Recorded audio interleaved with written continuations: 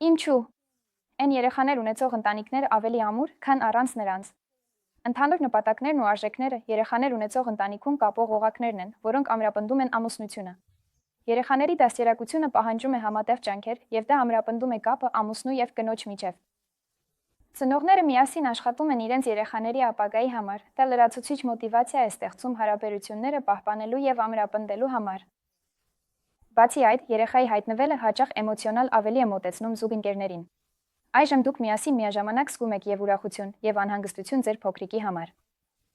Ծնող լինելը պահանջում է ավելի մեծ պատասխանատվություն եւ կարգապահություն։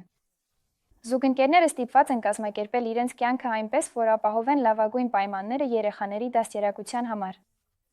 Եվ հենց այդ պատճառով ամուսինները գնում են փոխզիջումների, համագործակցության, սովորում են համաձայնության գալ միմյանց հետ, եւ հենց դրա շնորհիվ ընտանիքում աճում է վստահությունը եւ ամրապնդվում է փոխըմբռնումը։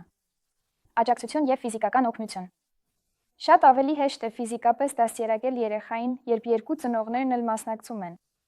Դաստիարակությունը ակտիվ գործընթաց է, որը պահանջում է ամենօրյա ֆիզիկական եւ բարոյական ջանքեր։